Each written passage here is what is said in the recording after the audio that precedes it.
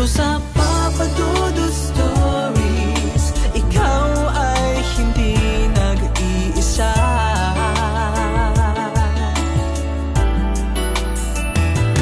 Dito sa Papa Dudut Stories, may nagmamahal sa'yo. Papa Dudut Stories, Papa Dudut Stories,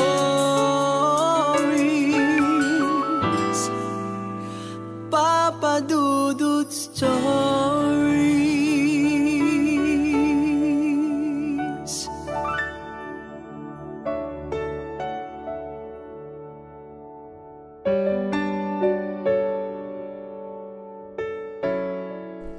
Dear Papa Dudut, isa po ako sa mga masusugid na tagapakinig ninyo simula pa noong high school pa ako. At hanggang ngayon na may pandemic, tuwing tanghali ay nakikinig ako sa mga stories ninyo sa YouTube. Papa Dudut, lumaki po ako sa pamilyang hindi sobrang hirap at hindi naman mayaman. Masasabi kong sakto lang. Ang trabaho ng papa ko ay construction worker at ang mama ko naman ay housewife. Opo, construction work lang ang meron sa tatay ko. At kung tutuusin ay malit lamang po ang sahod ni papa para sa aming tatlong magkakapatid. Nga lang ang mga magulang ko po ay madiskarte sa buhay. Bagay na maipagmamalaki ko sa iba. Bata pa lamang kami ay sinanay na po kami sa pagiging madiskarte sa buhay. Pinagtitinda kami ni mama ng kung ano-ano sa school para pandagdag sa baon namin. Minsan ay yema, minsan mga candy. Sa bahay naman po ay nag-iihaw-ihaw si mama at may maliit kaming sari-sari store. Ang papa ko naman po ay mahiling mag-sideline. Minsan sa trabaho niya nag-aalok siya ng merienda kagaya ng barbecue at mga kakanin na gawa ni mama. Sa ganong estilo ng mga magulang ko, Papa Dudut, ay siyang nagpapagaan kahit papaano sa mga gastusin namin sa pang-araw-araw. Maagang nabuntis ang mama ko kaya maaga ding nakapag-asawa. Mahirap lamang noon ang pamilya ni mama at 10 pa silang magkakapatid. Manginginom pa daw ang ama nila kaya naman sa murang edad ay natutong magbanat ng buto si mama. Grade 6 lamang po ang natapos ni mama dahil mas pinili niyang magtrabaho para may mayabot kay lola at isa pa ay nagagalit daw si lolo kapag may gustong magpaaral kay mama. Mataas daw kasi ang pride ni lolo kahit na walang-wala naman din sila ay ayaw nitong may magpapaaral kay mama na ibang tao. Noong nagdalaga na si mama ay napunta siya sa Maynila at nagtrabaho bilang mananahe. At doon naman niya nakilala si papa. Bagger daw si papa sa pinagtatrabahuhan nila. Nung una ay nahirapan daw talaga si papang makuha si mama dahil isip bata daw ito at parang tomboy gumalaw. Kaya naman kahit na nanliligaw si papa ay parang wala lang kay mama. Hanggang sa magsama na sila sa isang apartment kasama ang katrabaho nilang magkasintahan din at malapit na kaibigan ni papa at ni mama. Pero hindi kalaunan ay umalis din ang mga ito. Kaya naman silang dalawa na lang ang natira sa bahay na yon. Kaya naman doon na nabuo si ate. Mahirap daw ang buhay nila noon dahil sakitin si papa at ate noon. Tapos wala pa silang ibang kamag-anak sa Maynila kaya naman napilitang magtrabaho si mama. Kahit na maliit pa lamang si ate noon. At ganun din si papa. Nagsumikap ang mga magulang ko. Lahat ng trabaho ay pinasok basta't marangal. Hindi nagtagal ay nasundan si ate at ako na ngayon. 2 years lang ang gap namin ni ate kaya nahirapan sila mama na pagsabayin ang pag-aalaga at pagtatrabaho. Kaya naman minsan ay iniiwan ako sa mga kaibigan niyang walang pasok. Cute daw ako nung maliit pa. Chubby at maputi. Kaya naman gustong gusto raw akong hinihiram ng mga katrabaho nila mama. Noong 5 taon na po ako, Papa Dudut, ay naaalala ko na po ang buhay namin noon. May mini karinderya ang bahay namin at mini sari-sari store. Puro po paninda ang bahay namin. Naalala ko pa na minsan ay nakikipagdaldalan ako sa mga taong kumakain. Sinasadya talaga ni mama na i-display ako sa karinderya at ang sabi pa niya ay kinakausap ko daw ang mga kumakain. Kasama ko po si ate noon at likas na madaldal ang ate ko. Mahilig siyang kumanta kaya naman aliw na aliw ang mga customer namin. Pero hindi po nagtagal ay nagkaroon po ng problema ang pinansyal ang pamilya namin. Nag-away na rin sina mama at papa dahil sa sisihan. Kaya naman nagkasamaan sila ng loob ni mama. Namalayang ko na lamang po na nasa barko na kami at naaalala ko na pupunta raw kami sa lola ko sa Cebu. Hinatid pa kami ni papa noon pero hanggang sa labi lang. Hindi ko po alam kung bakit pero nagising na lamang ako na nasa jeep na kami at ako, si mama at yung bunso namin ang magkakasama. Tanghali na nang makarating kami sa bahay ng magulang ni mama. Matagal niya itong hindi nakita kaya naman nag-iyakan lahat sila. First time kong makita si lolo at lola at baka sa mukha nila ang saya nang makita kami. Walang cellphone kasi noon kaya ilang dekada rin na wala silang balita kay mama at hindi nila alam na may pamilya na pala ito. Naging masaya ang buhay namin kasama ang mga pinsang ko sa mama's side ko. Kasing idarang ko lamang din kasi ang mga pinsang ko at puro lalaki. Nagsimula na po akong mag-aral ng grade 1. Si ate naman ay grade 3. Hindi naging madali para sa amin ang mag-adjust dahil hindi ako marunong magbisaya. Katunayan po niyan ay nabuli kami ni ate at inaasar kami ng mga kapitbahay na Tagalog palaka daw. Hindi na lang namin pinapansin yon pero dahil palaban ng ate ko ay nakikipag-away po siya kahit lalaki yung mga kaaway niya.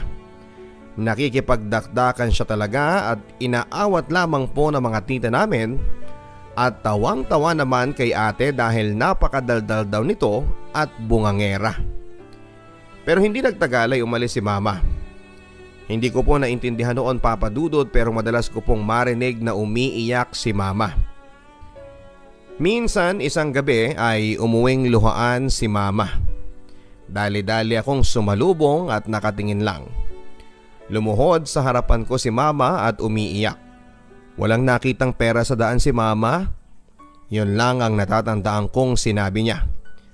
Sa musmus kong edad ay hindi ko maintindihan kung may nahahanap ba talagang pera sa daan. Nang sumunod na mga araw ay nagpaalam si mama na aalis daw. Umiiyak sila lola. Yun pala ay babalik na si mama sa Maynila at iiwanan kami ni ate kina lola. Dinala ni mama yung bunso naming kapatid at magtatrabaho daw sila ni papa para mas malaki yung kitain kung dalawa silang magtatrabaho. Hindi naging madali ang buhay nang wala si mama, Papa Dudut, dahil ang alam ko lang noon ay aalis lang siya saglit pero patagal ng patagal ay hindi pa rin siya umuuwi. Lagi kong tinatanong si ate kung bakit ang tagal ni mama. Matured mag-isip ang ate ko, Papa Dudut, siya yung tagapagtanggol ko kapag binubuli ako sa school.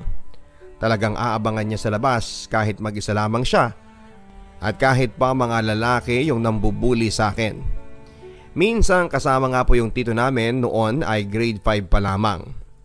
Mabait sa amin ang mga tiyahin at tiyuhin ko noong una pero hindi nagtagal ay lagi kaming pinapagalitan at sinusumbatan. Kesyo wala man lang daw padala si mama.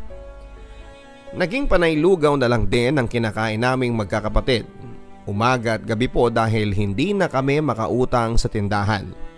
Dahil mahaba na raw po ang utang namin. Okay lang naman yun na lugaw araw-araw, yun nga lang ay hindi basta-basta lugaw yun, Papa Dudut, dahil yung ginagamit na bigas ay yung durog na. Kaya naman halos hindi ko masikmura yon dahil paulit-ulit tumagal na ng ilang buwan na puro ganon sa umaga sa gabi, Papa Dudut. Dahil walang-wala din ang mga lolo at lola ko. Hindi ko natapos ang grade 1 dahil binubuli po ako sa school. Nariyan na yung kinuha ng kaklase kong lalaki yung bag ko at hindi na binalik kahit na anong habol ko sa kanya. Hindi ko na siya naabutan. Pag uwi ko sa bahay ay hindi ko sinabi kay Lola dahil tiyak na pagagalitan ako. Kinabukasan, kinulot ko yung kaklase ko pero hindi siya namamansin. Naiyak na po ako, Papa Dudut, dahil wala akong gamit ni bag. Wala dahil ninakaw niya. Hindi lang siya kumikibo at umiiwas kaya naman hindi na ako pumasok noon kahit na anong pilit nila sa akin. Pero pasado naman daw ang grades ko kaya nakapag grade 2 din ako. Umuwi po si Mama at may kasamang lalaki kasama ang kapatid namin. Hindi ko kilala yung lalaki pero wala na po akong pake. Dahil masaya ako na umuwi si Mama kaya agad akong kumandong sa kanya. Si ate naman ay tinawag ni Mama pero hindi siya lumalapit at masama ang tingin kay Mama na naiiyak pa. Nagtaka si Mama kung bakit ganon kaya tinanong niya si Lola. Maya-maya ay biglang nagsalita si ate. Pagkatapos nyo kaming iwan, babalik-balik kayo. Pasigaw na umiiyak na sabi ni ate. Nagpaliwanag si Mama pero galit na galit si ate. Nagpadala kami ng sulat, anak, na hindi muna makakauwi si Mama dahil kailangang magtrabaho. Nagkatinginan si Lola at Mama na para bang may ibig sabihin. Anong sulat? Ang sabi ni ate. Hindi pala pinapadala nila tita yung sulat nila kay Mama kasabay ng padalang pera buwan-buwan at binubulsa lang ng magaling naming tita. Kaya ganoon na lamang ang galit ni ate dahil akala niya ay nakalimutan na kami at hindi man lang kinukumusta. Yun ang huli kong naalala sa lugar nila lolo at lola dahil lumipat na naman po kami sa side ni Papa. Doon muling nagsimula ang buhay namin. Bagong lugar, bagong adjustment na naman. At muli ay iniwan na naman kami nila Mama at nasanay na lang din kami sa ganon. Umuuwi sina Mama at Papa every 3 years. Kaming magkakapatid lang ang magkakasama pero noong nag-high school si ate ay sinama na siya sa Maynila kaya kami na lang ni Jerry ang natira. Mahirap po, Papa Dudut, dahil wala na si ate. Wala nang magtatanggol sa akin. At ako naman ngayon ang magtatanggol sa kapatid ko. May sarili po kaming bahay noon. Pumupunta si Lola para i-check kami. Minsan ay doon siya natutulog. Minsan ay kami lang. Okay lang naman kasi nasanay na rin kami. Simple lang ang pamumuhay sa probinsya. Hindi ka magugutom kung masipag ka lang. Lahat ay nasa paligid mo. Kaya hindi na uso ang pera doon. Ayos lang kahit walang baon minsan at minsan ay meron basta may pagkain ay okay na. Pero akala ko lang pala. Umuwi dito yung kapatid ni Papa kasama ang pinsang ko. Super spoiled sila ng mama nila kaya ang sasama ng mga ugali. Inaaway nila si Lola kapag hindi na ibibigay ang gusto nila. Naiinis ako kasi hindi sila pinapalo ng magulang nila nang gigigil ako, Papa Dudut. Kasi wala naman ako magawa. Nung time na yon ay nandito pa sila Mama pero bumalik muli ng Maynila. Nung una ay okay po sila ni tita, mabait sila. Pero noong nawala na sila ay nagsimula na yung kalbaryo ng buhay naming magkapatid. Napakapalautos po ni Tita Michelle. Ako po yung pinagbabantay niya sa baby niya kaya hindi ako makapaglaro. Lagi lang ako nasa bahay, nakakaalis lang po ako kapag lalaba ako sa poso. Doon kami nagkikita ng second cousin ko na super close ko dahil siya din ay inalila ng tita niya. Araw-araw po kami naglalaba kahit tag 5 pirasong damit lang ay lalabahan ko para makalabas ako. Pag uwi ko naman ay may dala na akong gulay para sa hapunan. Patagal ng patagal ay pahirap din ang pahirap ang buhay. Nariyang inaaway kami ng mga pinsan namin at ang masaklap ay hindi kami pwedeng gumanti. Mga spoiled brat po silang 4. Gusto nila yung ulam nila ay laging masarap. Laging nanghihingi ng pera kay Lola kahit na walang-wala na si Lola. Nariyang kinukupitan nila yung bag at hindi ko sinusumbong dahil natatakot ako sa tita kong suplada. Minsan papadudot ay wala na kaming mabaong magkapatid dahil sa kinukupit nga ng mga pinsang kong magaling. Mula noong nawala si mama, yung dating 15 pesos naming baon ay naging 5 piso na lamang. Kahit na sobrang layo ng school namin, halos bundok ang kailangang lakarin para makarating tapos whole day pa. Minsan po pinaghahatian pa naming magkapatid yung 5 piso na yon. Naawa po ako sa lola ko kasi matanda na nga, ginaganyan pa nila. Sobrang nagagalit na po ako sa mga pinsan ko. Kaya laking tuwa ko po nang umuwi na naman sa amin yung isa pang kapatid ni Papa at yung asawa no na mahilig sa bata dahil hindi po sila magkaanak. Hindi sila magkasundo ni Tita Michelle kaya nandun ako lagi kay Tita Vien. Binibigyan ako ng pera kapalit ng bunutan ko daw siya ng puting buhok. Kung tutuusin ay lugi ako sa 5 piso kapalit ng maghapong pagbubunot. Pero naisip kong okay na rin kesa sa wala. Hindi nagtagal ay bumalik si na Tita Vien sa Iloilo. At gusto akong isama, summer kasi noon at tulungan ko daw siyang magtinda. Kaya naman nagpaalam ako kay Lola na sasama ako.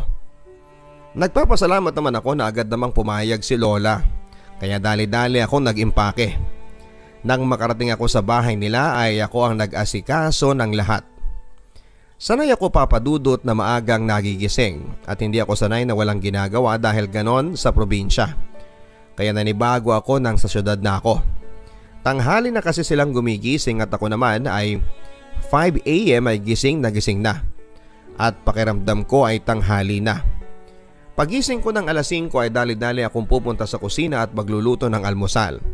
Kaso ay wala din kasi, tanghali din silang gigising at nagagalit minsan kasi matigas na at malamig na yung pagkain. Kasi ang aga-aga ko daw maghain. Napapakamot na lamang ako ng ulo dahil sa isip ko ay maaga pa pala yun yung ganon sa kanila. Nagsimula na po akong tumulong magtinda sa tita ko noon at ang tinitinda niya ay palamig at ihaw-ihaw. Nagdadalaga na rin ako noon kasi grade 5 na ako noon.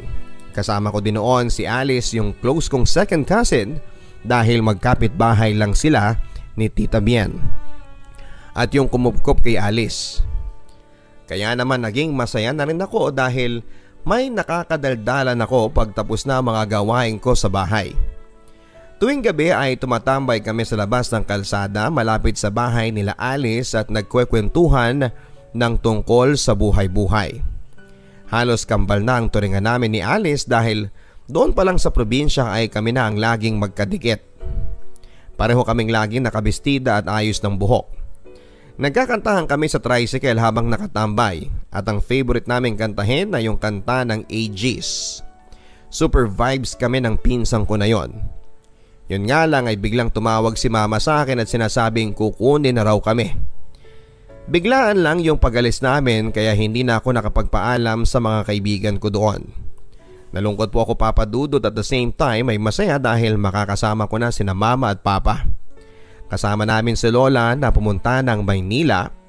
Habang nasa barko kami ay hindi ko maiwasang malungkot dahil hindi man lang ako nakapagpaalam kay Alice.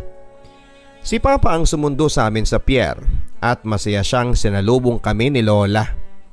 Namalayang ko na lamang na tumigil yung tricycle sa tapat ng bahay. Agad ay pumasok kami sa loob at nakita ko si ate at mukhang galing pa sa school. Namangha ako sa suot niyang uniforme kasi noon lang ako nakakita ng uniform. Sa probinsya po kasi papadudot ay walang uniform, nakapangbahay lang po kami sa school. Dalagang dalaga na si ate at nakita ko si mama na nakahiga at may katabing sanggol, ang kapatid namin. Nanganak pala si mama kaya na-surprise din kami ng kapatid ko kasi hindi namin alam. Nagsimula ulit ang panibagong buhay ng aming pamilya papadudot. Malayong malayo sa buhay namin sa probinsya. Masaya kami dahil nagsasama na ulit kami. Unti-unti ay nakabangon ang pamilya namin mula sa kahirapan. Nakapagpundar ng negosyo ang pamilya ko at nakatikim ng mga pagkain noong ko lang natikman sa tanang buhay ko. Noong nag-high school na ako papadudot ay nagbago ang buhay ko. Sabi nga nila ibang-iba ang high school life at masasabi kong naniniwala ako doon. Marami nagsasabi na maganda raw ako kahit na para sa akin ay hindi. Maputi daw kasi ako at makinis ang mukha. Kaso lang ay tomboy daw akong kung gumalaw. Ewan ko Papa Dudut, pero para sa akin lahat ng papuri nila ay nakakasukang pakinggan. May mga nagkaka-crush din sa akin, nga lang ay hindi ko po pinapansin. Nang tumungtong ako ng 3rd year sa high school ay mas lalong dumami ang nakakapansin sa akin. Hindi naman sa pagmamayabang Papa Dudut, pero may itsura din naman ako. Mahiyain nga lang ako at sadyang tahimik, kaya napagkakamalang suplada at takot daw silang i-approach ako o ligawan dahil na rin sa pagiging tomboying kong gumalaw. Pati si Mama ay napansin nyo na boyish akong gumalaw. Pero natural na lang sa kanila yon dahil sa side nila Mama ay ganun sila, kahit na tomboyin, kahit si ate ay ganun din noong edad 15. Pero sabi nga ay walang matigas na tinapay sa mainit na kape. Doon ko po nakilala si Lester. Tandang-tanda ko pa noong una ko siyang makita. Wala lang naman sa akin yon. Crush siya ng kaklase ko at ako yung tulay dahil tomboyin ako at hindi naman ako nahihiya. Kilig na kilig pa noon si Rose habang tinuturo yung crush niyang si Lester. Ako naman ay hindi ko makita dahil ang daming tao noon sa school, kaya naman sinigaw ko yung pangalan niya. Lester! Walang ano-anong sinigaw ko. Natigilan yung kasama ko at hinampas ako. Bakit ko daw sinigaw? E di makikita kami. Ako naman walang pake kung lumingon man. Ang sa akin lang ay gusto ko siyang makita. Hindi ko nakita yung Lester nung araw na yon, kaya ayos lang. Nang sumunod na mga araw ay tumatambay kami noon ng mga tropa ko sa labas ng room dahil break time noon, kaya nasa labas kami. Bigla na lang tumili si Rose at sinabing andyan si Lester. Dali-daling pumasok si Rose sa room sa takot na makita siya ng crush niya. Ako naman tong maloko at muli ay tinawag yung pangalang Lester. Lumingon ito at nakita ko rin sa wakas. Pero nagpanggap akong kumakain ng cake niya para hindi niya isiping ako yung tumawag sa kanya. Tawang-tawa kami noon ng mga kaibigan ko dahil ang lakas ko daw. Sa totoo lang ay may itsura naman yung crush niya at sa totoo lang ay kilala ko pala ito at hindi ko lang maalala kung saan ko nakita. Yon yung huling pagkakataon na nakita ko si Lester. Nagka-boyfriend na rin sa Rose noon pero trip-trip lang.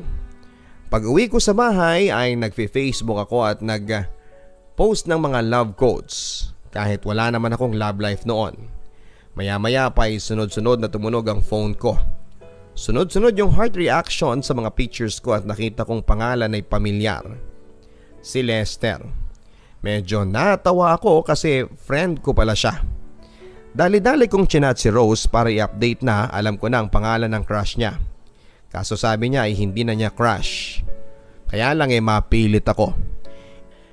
I-chat ko pa lang sana si Lester nang biglang may mag-pop up sa conversation namin na ibig sabihin ay nagtatype siya.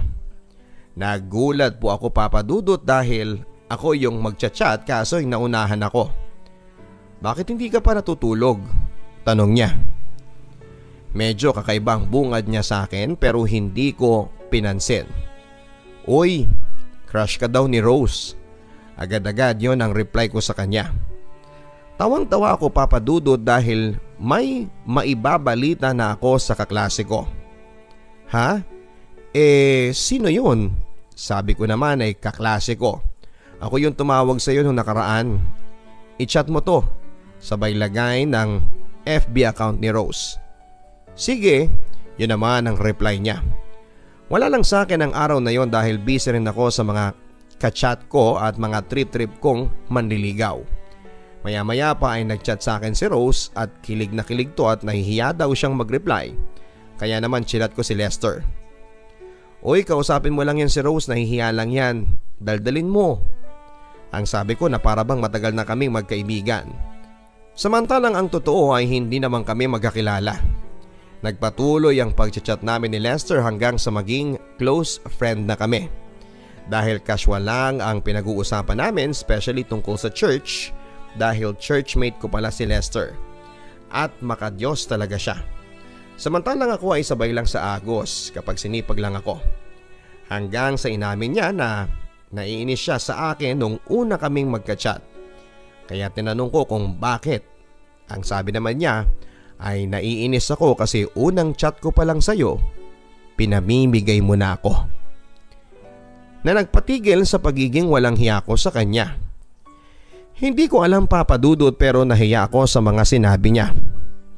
Ah, yun ba? Alangan namang anong sasabihin ko. Crush ka ng kaklase ko kaya yun agad ang binungad ko. Sagot ko naman. Ayaw ko sa kanya. Hindi naman natin ka-churchmate yun eh. Sabi niya talagang makadiyos siya dahil pati yun ay issue pala para sa kanya. Ano naman? Bakit? Crush lang naman eh. Sabi ko naman. Basta hindi ko ka-churchmate, hindi ako interesado. Gusto ko ka-sister natin. With heart emoticon pa. Okay na lang ang naisagot ko Papa Dudut dahil medyo napahiya ako sa pagrereto. Nagmukha tuloy akong bugaw. Nagpatuloy ang pag-uusap namin at kung minsan ay napapansin ko yung mga banat niya sa akin. Pero binabaliwala ko lang kasi ayokong mailang. Ganon kasi akong tao. Kapag nahihiya ako sa isang tao, kinakaibigan ko at kapag may nagkakakrush sa akin ay hindi ko iniiwasan. Ang totoo ay mas kinakaibigan ko palalo. Hindi dahil gusto ko kundi ayokong laging may iniiwasan dahil nakakailang.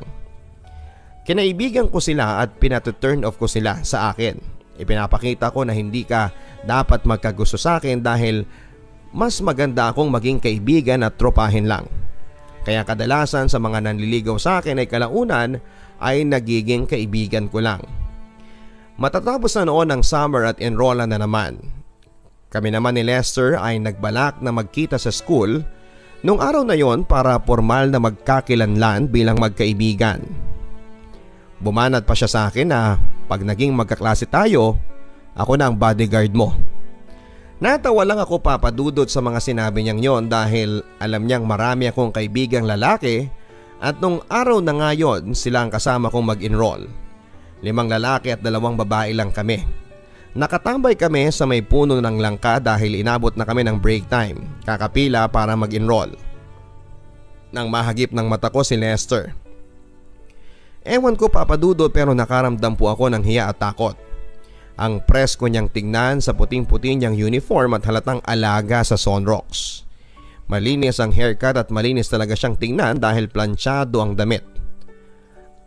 Agad kong nilihis ng mata ko kasi naniniwala ako na kapag tinitigan mo ang isang tao, automatic na mararamdaman niya yon. Kahit na hindi kanya nakikita at natatakot akong makita niya ako. Close kami sa chat pero sobra akong nahihiya noon. Hindi ko lang pinapahalata sa mga kasama ko. Natahimik na lamang ako at panay ang tago. Gusto ko nahaharangan ako ng mga kasama ko.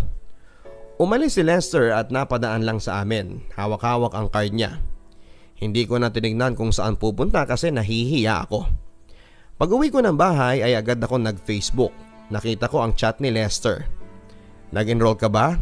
Hindi kita nakita ah. Sabi niya na ikinaginhawa ko naman. Mabuti na lamang at hindi kami nagkita dahil hindi ko alam kung ano ang mangyayari. Dahil hindi ko pa nga siya nalalapitan ay hiyang-hiya na ako. Sabi ko naman ay next time na lang kami magkita. Lumipas pa ang buwan. Magkausap pa din kami sa chat. Malapit na magpasukan noon kaya sinulit ko na ang pagpupuyat. May ginagawa ka ba? Sabi ni Lester. Wala naman. Bakit? Sagot ko. Bakit ang tagal mong mag-reply? Siguro marami kang kachat no? Sa totoo lang Papa Dudut ay marami talaga akong kachat noon. Pero sinasadya kong wag siyang replyan kasi baka isipin niya na crush ko siya. At nakakadiri para sa akin ang crush na yan. Habang tumatagal kasi ay dumadalas ang banat niya at pagpapahiwatig na gusto niya ako. Opo, halatang halata na iwinawalang bahala ko kasi ay mga bata pa kami at hindi pa ako open-minded pagdating sa mga usapang feelings na yan. Para sa akin ay isang nakakadiring usapin ang tungkol sa crush. Isang gabi Papa Dudut, ay may nag-chat sa akin. Kaibigan daw niya si Lester. Galing siya sa private school at gusto niyang lumipat sa school namin. Nung una pa lang ay nagparamdam na yung kaibigan niyang yon. Nakesyo crush niya daw ako kasi nakikita niya ako minsan, kaya na-turn off ako. Nandiri ako sa mga sinabi niya.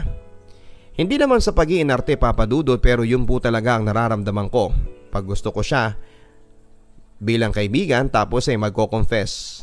Naiilang ako ng sobra. Kaya ang ginawa ko ay nireto ko yung best friend ko na si Mary Joy. Noong magsimula na ang klase ay excited po talaga ako dahil nalaman kong kaklase ko ulit ang BFF kong si Mary Joy. Bagong gamit, bagong kaklase at bagong kaibigan. Yan ang mga nagpapa-excite sa akin ng mga araw na yon. Wala pang teacher noon kaya nag-open muna ako ng messages ko. Nang makita ko, nag-text si Louie, ang kaibigan ni Lester. Pwede mo ba akong samahang mag-enroll please? Wala kasi akong kasama at hindi ko alam ang gagawin. Ngayong araw pa lang kasi siya mag-i-enroll dahil transfer siya. Hindi ako nag-reply kasi dumating na rin ang advisor namin. Kilala ko sa mukha si Louie at nagulat ako nang ipinakilala ni Ma'am Pua kung sino yung bagong student at si Louie ngayon. Nung una ay naiilang ako sa kanya, kaya si Joy ang pinakausap ko sa kanya. Pero hindi nagtagal ay okay na. Madaldal siya at okay talaga siyang maging kaibigan. May sense of humor at hindi mauubusan ng casual talk. Naiinis lang ako sa kanya kasi kapag hindi ako nakatingin ay nararamdaman kong nakatitig siya sa akin. Bagay na nakakainis sa pakiramdam. Pakiramdam ko ay bawal akong huminga dahil may nakatingin. Wala akong gusto sa kanya at hindi ko siya type, kaya inis na inis ako kapag binabanatan niya ako ng mga sweet words dahil kadiri. Nag-uusap pa rin kami ni Lester pero nag-iba na siya. Naging cold na siya at halos hindi na mag-usap, pero noong pasukan na ay bumalik ulit sa dati. Kasi ako naman yung nagbago kasi naiilang ako sa kanya. Lalo na sa personal dahil panay-panay ang titig niya sa akin. Hinahatid niya ako sa kanto ng bahay namin. Ayoko po sana kaso ay mapilit siya. At halos magkalapit lang kami pala ng bahay. Pero ayoko po na inihahatid niya ako. Baka may makakita sa amin at isumbong ako kina mama. Tuwing recess ay nililibre niya ako. Minsan ay siomai at sesto. Minsan naman ay burger at iced tea. Walang palya yon papadudot. Kaya naman nakasave talaga ako ng pera. Hindi naman sa tinitake advantage ko dahil siya naman tong mapilit dahil gusto raw niya na busog ako kahit na nakikita niya naman akong kain ng kain kasama si Joy sa kantin kahit na hindi recess. Tuwing uwian ay lagi siyang nakaabang sa gate. Minsan nga ay inaabot na siya ng 1.5 oras na naghahantay dahil hindi ko namamalayan ang kadaldalan ko sa mga dati kong kaklase na panghapon. Pero nandun pa din siya. Ni walang bakas ng saya o ines yung mukha niya. Blanko lang. Minsan ay naiinis ako sa kanya kasi lagi siyang nakabuntot sa akin. Kahit saan ako pumunta ay okay lang sa kanya. Kahit pa nga ma-office siya sa amin dahil may kasama akong mga kaibigan at masayang-masayang nagdadaldalan. Sabay siya ay nakasunod lang sa amin. Hindi nagtagal ay nalaman nila mama na may nanliligaw sa akin. Hindi naman nagalit dahil magkakilala pala ang mga magulang namin nang hindi namin alam. Ang mama niya at ang mama ko ay nagkakilala lang din sa church at nagkakausap. Gandang-ganda si mama sa mami niya. Hindi ko lang pinansin yung kwento ni mama dahil hindi ko namang kilala kung sino yon. Ang pamilya ko at pamilya niya ay maraming connections.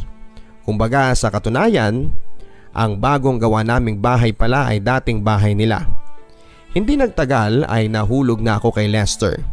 Dahil sa araw-araw na paghatid sundo niya sa akin, kahit na naglalakad lang kami papunta sa bahay hanggang sa lumipat na kami sa mas malayo sa kanila, ay hinahatid pa rin niya ako kahit lakad lang. Minsan ay nakita ko ang sapatos niya na sira-sira na. Nakukonsensya ako pero iniisip ko na nakasalanan niya naman kung bakit nasira. Kung tutuusin ay pwede namang hindi na niya ako ihatid pa. Naiinis na rin ako, hindi ako makagala after school kasi naghahantay siya lagi kung minsan ay sasama pa. Nagpapalusot ako na may pupuntahan ako kaya ang ending ay hindi na lang ako pupunta kasi ayoko naman na may buntot ng buntot sa akin. Naging mag-MU po kami ni Lester ng 1 taon at kalahati. Matagal po akong bumigay at napao ako dahil din siguro sa pagiging tumboyin ko. At lahat na lang para sa akin ay nakakadiri. Ayaw ko na nakatingin siya sa akin. Gusto ko ay sa kalsada lang siya nakatingin. Naubos ko na ata lahat ng dahon na madadaanan ko dahil sa araw-araw na paglalakad ko pa uwi. Ayon ang pinipitas ko. Mawala lang ang hiya ko dahil sa tindi ng titig sa akin ni Lester habang naglalakad pa uwi. Ewan ko bang kung anong meron sa mukha ko bakit hindi siya nagsasawang tumingin. Sa isip ko noon ay pinagsasalitaan ko na siya ng masama na kesyo maduling ka na sana kakatingin at sana'y madapa ka na, leche ka. Hindi nagtagal ay nasanay na lamang ako sa titing niyang nakakatunaw ng mukha. Isang araw ay pauwi na kami. Naglalakad kami noon nang biglang may dumaan na truck at sinundan niya ito ng tingin. Kaya napatingin din ako at sabay tanong kung bakit. Wala yung driver kasi titig ng titig sa'yo.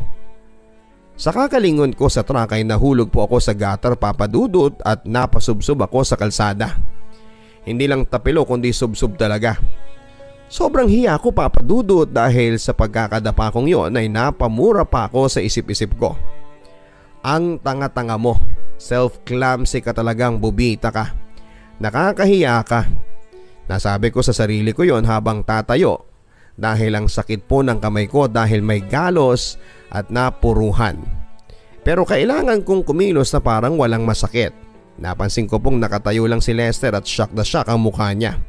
Ni hindi man lang ako tinulungan, as in nakatayo lang siya at nakatingin, nagulat din. Okay ka lang ba? Malumanay niyang sabi habang nakatulala pa rin sa akin. Sobrang hiya po ako at pakiramdam ko ay pulang-pula ang mukha ko. Walang kibuan kaming naglakad ulit at medyo malapit na kami sa kanto namin. Kaya nagpaalam na ako doon na doon lang ako ihatid. Umuo naman siya. Pagka-uwi ko ay nakita ako nila mama at tawa sila ng tawa. At nagsisigaw pa na parang bata na kunwari ay umiiyak na bata. Na paano ka? Para kang baliw, ang sabi ni mama at doon ko ikinuwento ang nangyari. Pero ang sabi ko ay nadapa lang ako at hindi ko sinabing may kasama ako. Nagtawanan na lang kami dahil sanay na sila na dapain talaga ako. Clumsy. Kaya hindi na bago sa kanila kung may magkwento ako na nadapa ako. Marami pa akong nangyaring nakakahiya. Sa panliligaw pa lang ni Lester sa akin ay nariyan na yung nakasalubong namin si mama sa kanto at hindi ko alam ang gagawin. Natulala akong pinakilala siya kay mama at pagka-uwi ko ay halos maligo na ako sa buong araw sa sobrang hiya. Hanggang sa araw-araw na akong inaasar nila mama na may nanliligaw daw sa akin. Kahit sa school ay inaasar na ako kaya naiinis ako at nabubwisit. Nadidiri ako sa mga sinasabi nila. Mahilig mang surprise si Lester kahit na hindi pa kami. Binibigyan niya ako ng mystery box na may mga tsokolate, sulat at mga pictures ko. At sa labas ng box na yon ay may nakasulat na happy 3rd monthsary. Kahit na hindi pa kami ay may monthsary na dahil gusto niya na sineselebrate yung araw ng pagiging mag-MU namin.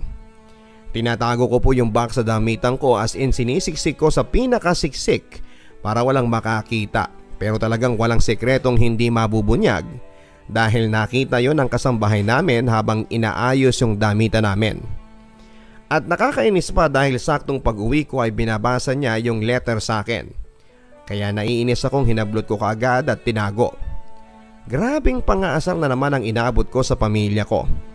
Hanggang sa inaya akong mag-date ni Lester isang gabi doon sa perya. First time ko makagala kasama ang isang lalaki kaya kinakabahan ako. Tomboyin po ako pero ng gabing yon ay nag-makeup ako kahit na hindi ako marunong. Pumorma din ako at yung damit ni ate ang ginamit ko. Checkered na polo na may sandong black sa loob at jeans. Nagpaalam ako kina mama na makiki-birthday po ako sa kaibigan ko kaya pinayagan naman ako.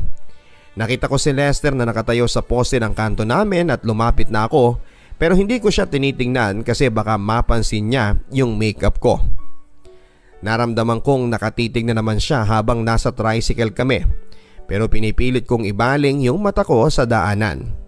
Ewan ko ba, at tinutunaw na naman ako sa titig niya. Naamoy ko yung pabango niyang Atlantis, amoy na gustong gusto ko. Sa katunayan ay nagpa-spray pa ako ng pabango niya sa may panyo ko at inaamoy-amoy ko yon pagka uwi ko. Mabango si Lester, papadudod at malinis sa katawan. Lagi nakasuklay, pulbo at pabango. Simple lang siyang manamit, relo lang ang alahas niya sa katawan. Nang makarating na kami sa peryahan ay nag-aya siya sa rides na Ferris wheel. Sumunod naman ay nag-octopus kami at naglaro sa patalbugan. Siya lahat ang gumastos dahil ayaw niya na kapag ako ang nag-aalok ng bayan. Maya-maya pa ay niyaya niya ako sa tahimik na parte ng perya. Upo daw kami doon at magpahinga saglit. Medyo tahimik noon kasi may kalayuan mula sa mga rides at tanging couples lang ang mga tumatambay doon. Maya-maya pa ay may kung ano siyang kinuha sa bag niya. Dala niya yung backpack niya kanina pa. Kaya nagtaka ako pero hindi ko man lang pinapansin. Ang iniisip ko ay baka part lang ng forma niya yung bag niya. Pikit ka. Utos niya sa akin na agad ko namang sinunod. Inabot niya sa dalawang kamay ko ang isang maliit na kahon. Nang buksan ko ang mata ko, ang sabi niya ay buksan ko. Nakita ko yung mga pictures namin, may sulat at maliit na chocolates doon. Yun nga po ang kauna-unahang regalo niya sa akin na mystery box. Hindi ko na gaanong tinignan yon kasi nahihiya ako at hindi ako sanay na nireregaluhan. Kaya hindi ko alam kung ano ang sasabihin ko. Ni thank you ay hindi ko nasabi dahil nahihiya ako. Naiilang ako sa katahimikan. Kaya ako na ang nagaya. Tara na, balik na tayo. Sa totoo lang, kahit na medyo pagod pa ako sa kakalakad ay nag-aya na ako na mag-ikot-ikot sa perya kaysa naman ganito na nahihiya ako. Naunang bumaba si Lester sa hagdanan at nakasunod naman ako na bigla niyang iaabot ang kamay niya. Ewan ko papadudot kung kinikilig ba ako o nahihiya. Pero ewan ko din kung bakit ko binabaliwala yon at nilagpasan lang ang kamay niya. Habang naglalakad-lakad kami ay tahimik lang si Lester. Alam ko ang ibig sabihin ng pag-abot niya ng kamay niya. Gusto niya na mag-holding hands kami pero isip bata pa ako. At nakaka-cringe pag naaalala ko. Nang magutom kami ay kumain kami ng kwek-kwek na halagang 40 pesos at palamig na halagang 20 pesos. Nanlaki ang mata ko nang iabot niya sa akin yon dahil konti lang akong kumain. Dahil nahihiya at dahil na rin sa sobrang dami ng ibinigay niya. Palagi niya akong binubusog ng kwek-kwek kahit saan kami pumunta. Sobrang saya ko po ng gabi na yon, papadudot, pero umuwi agad kami dahil baka hanapin na kaming pareho. Nagpatuloy po kami sa ganong sitwasyon namin ni Lester. Sweet siya kahit walang kami. Medyo nagiging sweet na din ako sa kanya dahil naiimpluwensyahan niya ako. Nagre-reply na rin ako ng mga sweet na banat niya. Pero isang araw ay nakausap ko si Louie. Hindi ko na siya gaanong sinamahan dahil mas nabaling ang focus ko kay Lester. Gaya ng dati, nag-usap kami ng casual lang hanggang sa mapunta ang usapan namin kay Lester. Kayo na ba ni Lester? Casual na tanong ni Louie. Hindi pa kasi bawal pa, alam mo naman. Sinabi ko kay Louie na strict ang parents ko para tumigil na siya sa pangungulit sa akin. Alam mo kasi may baby na siya eh. Sabi niya na nakatingin sa mata ko at tila naghahantay kung ano ang magiging reaction ko. Baby? Tanong ko naman. May baby na siya, si Ella? Kilala ko ang Ella na tinutukoy niya dahil madalas kong nakikita sa mga post ni Lester na nagko-comment lagi ang Ella na yon at lagi silang nag-aasaran sa comment. Bagay na binabaliwala ko lang dahil ang sabi sa akin ni Lester ay close friend niya lang daw. Ah, yun ba? Close friend lang daw niya yun eh. Ang sabi ko naman na pinipilit maging kalmado. kahit na ang totoo ay ang lakas ng kabog ng dibdib ko. Anong close friend?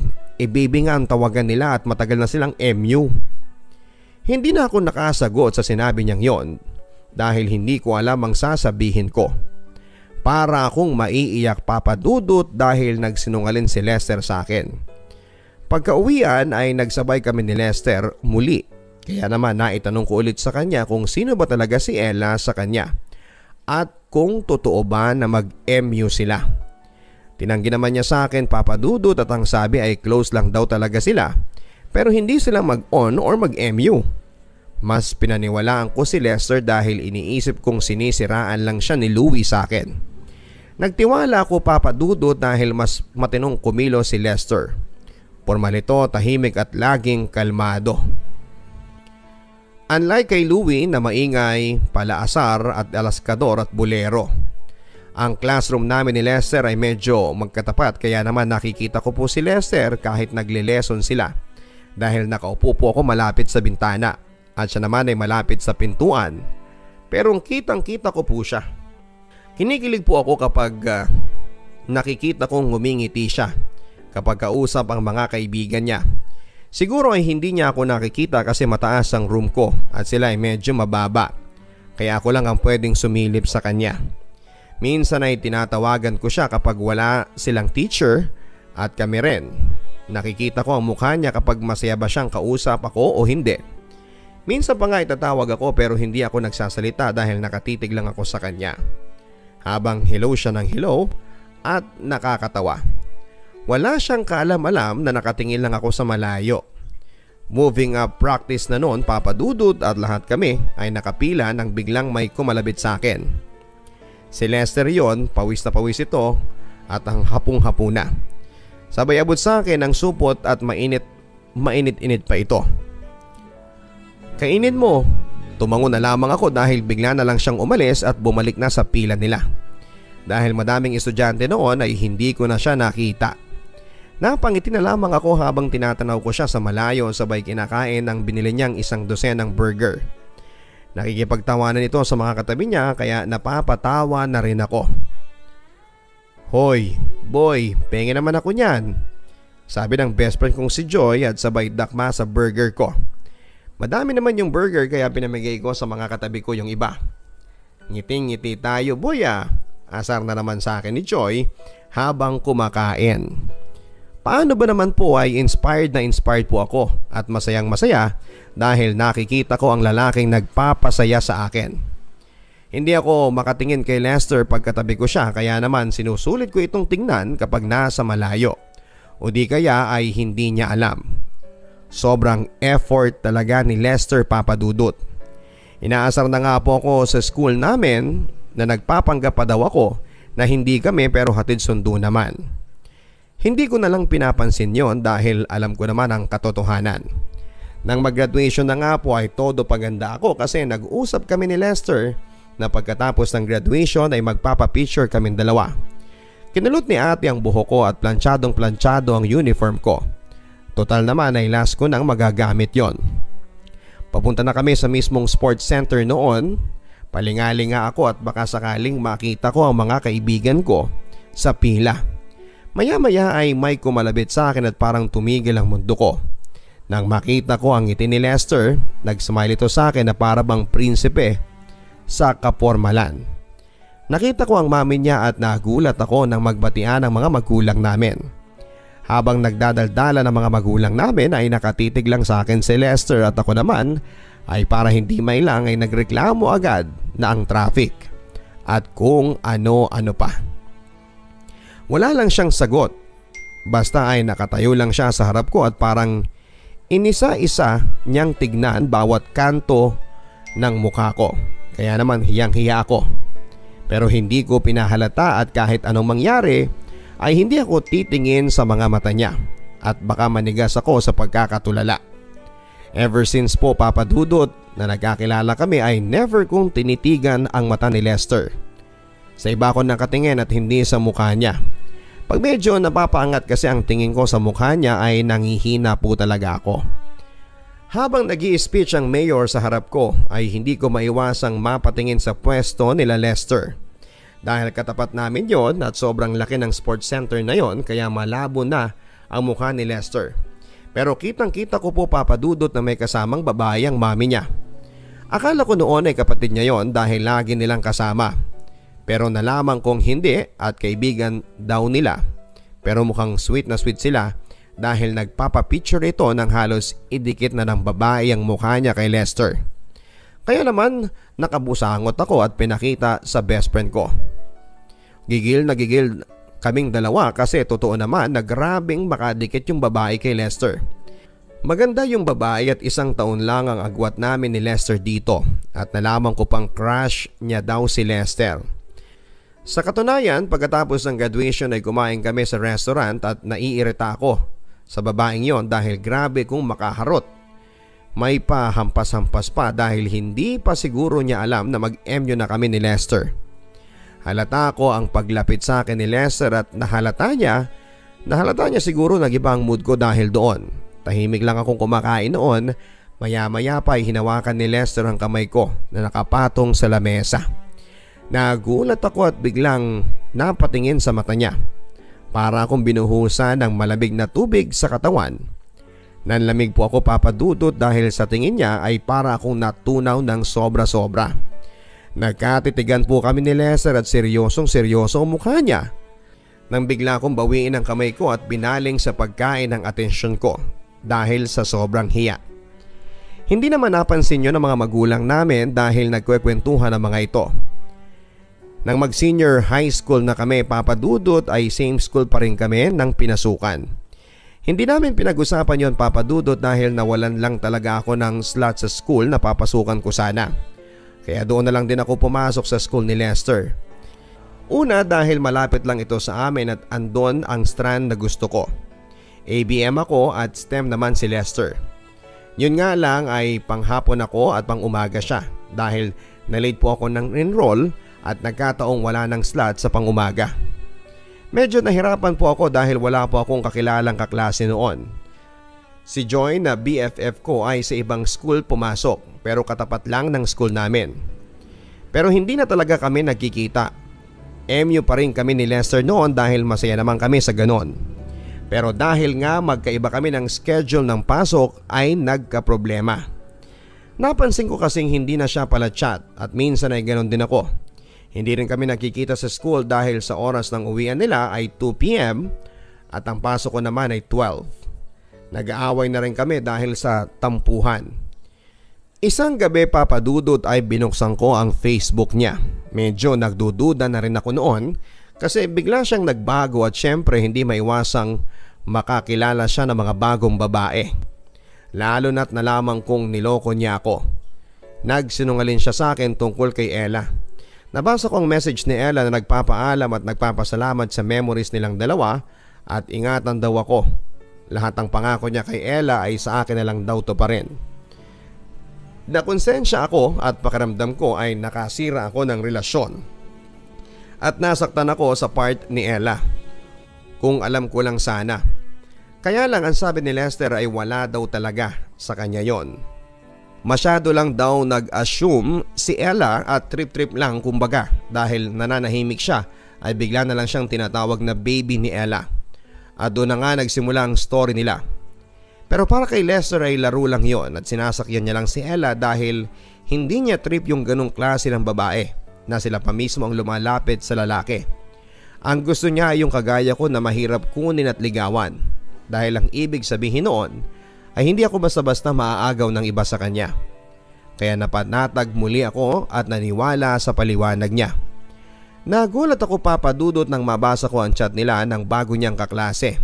Ang sweet nila sa chat papadudot na nagpalakas ng kabog ng dibdib ko.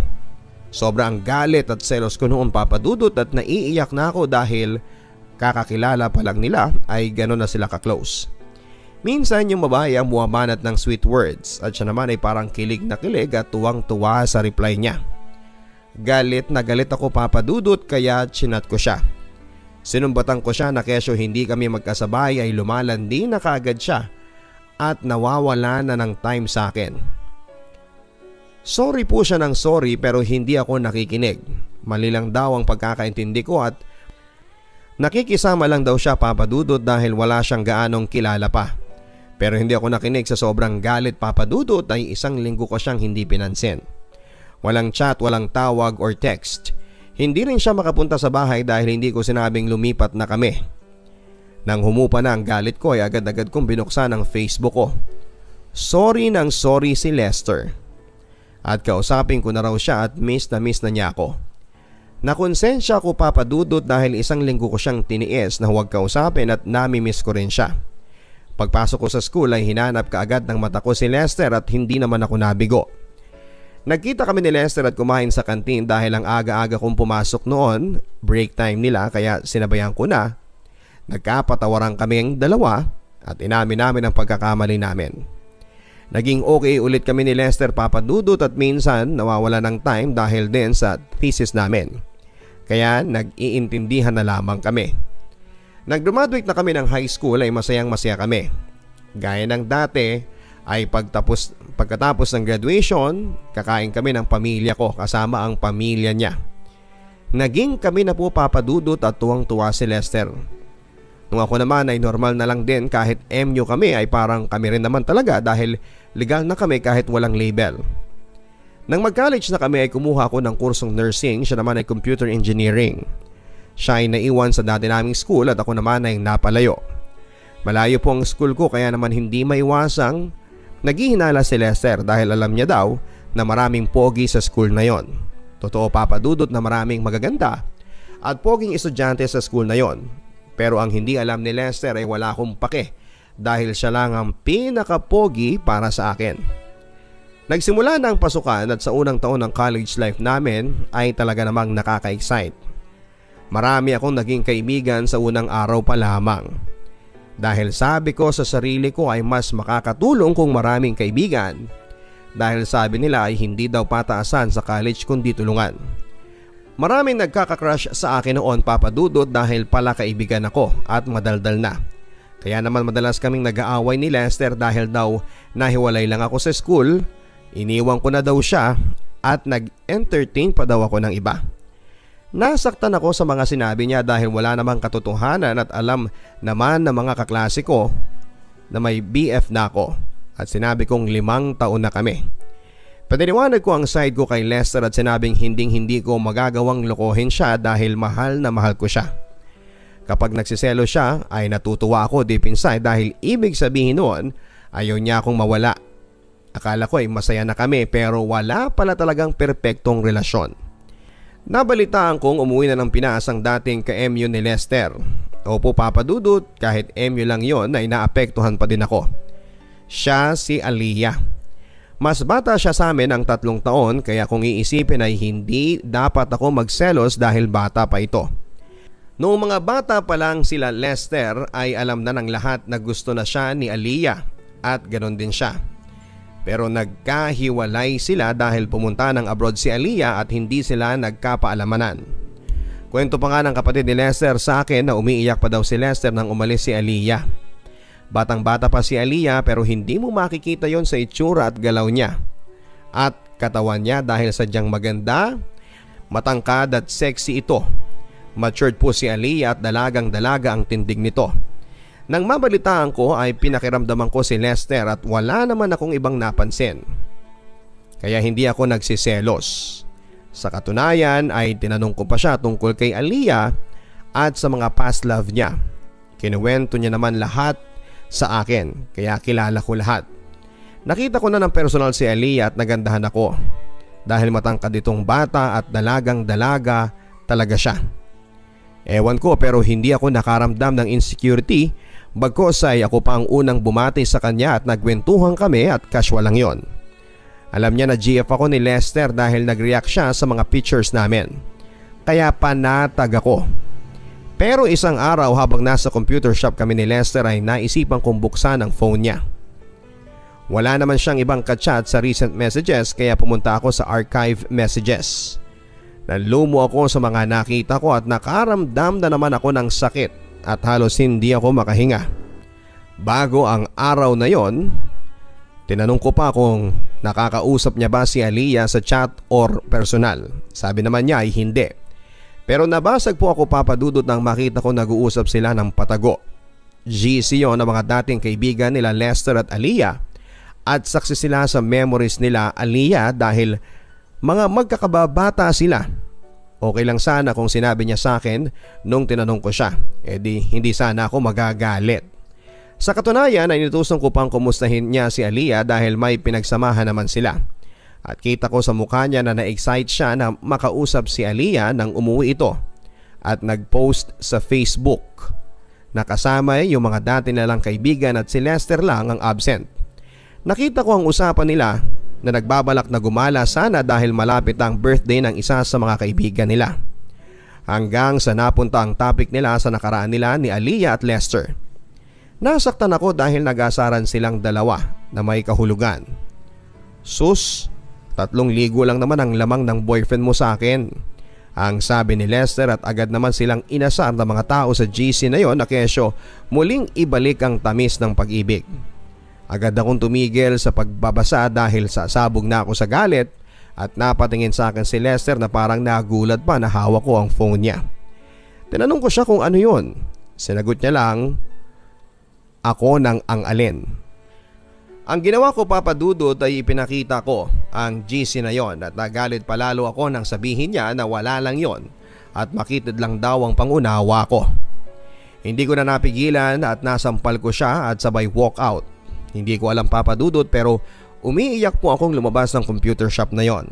Wala akong pake kung may mga makakita sa akin at dali-dali akong pumara ng masasakyan.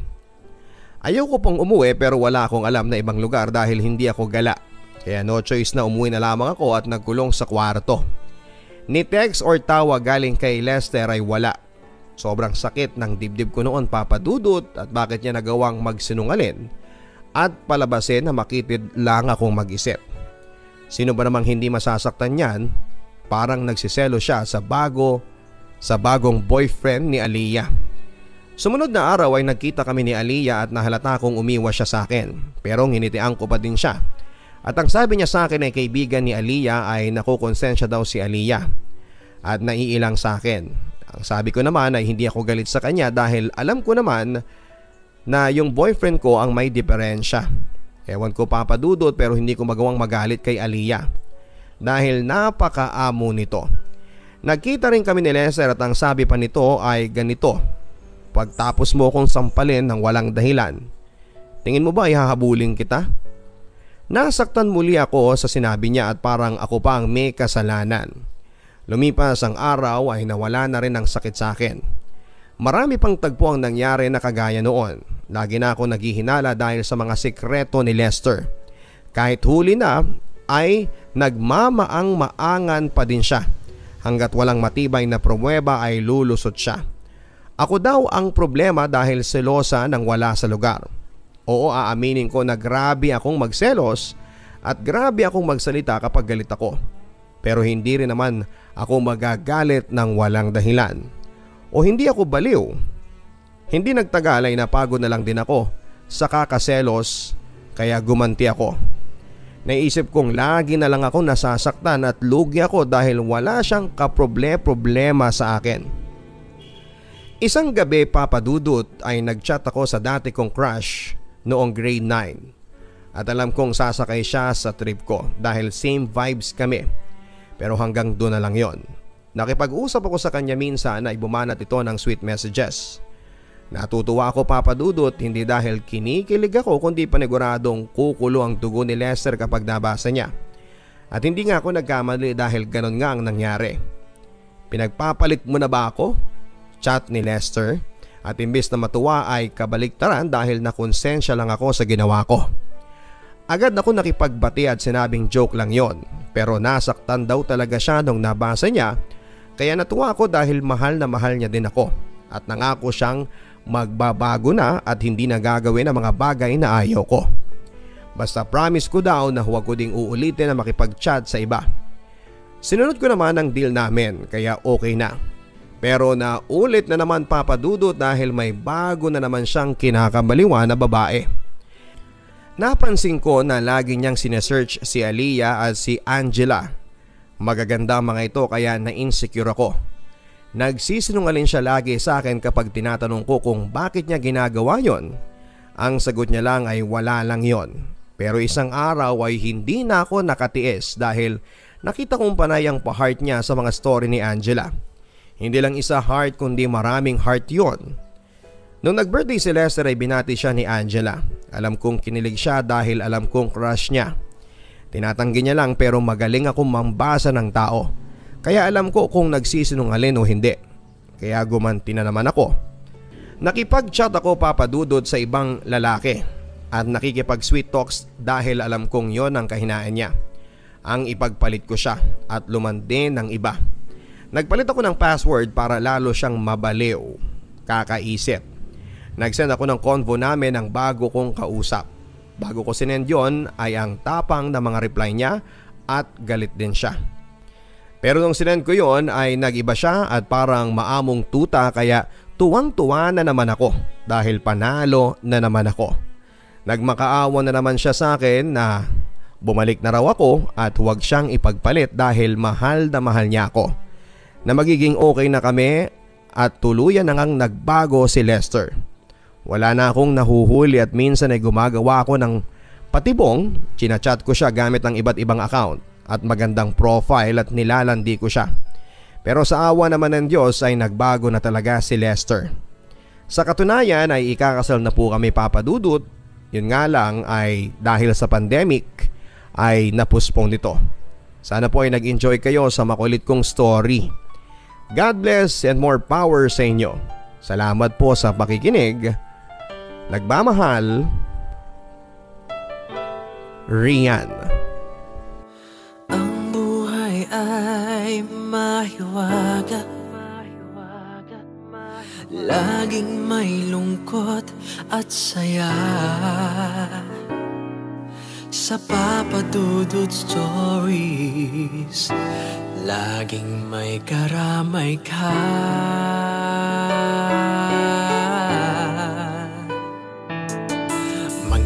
Problemang kaibigan, dito ay pakikinggan ka. Sa Papadudod Stories, kami ay iyong kasama. Dito sa Papadudod Stories, ikaw ay hindi nag-iisa.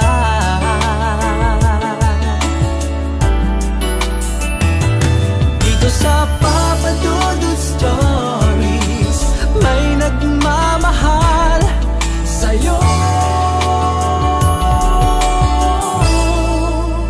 Papadudod Stories,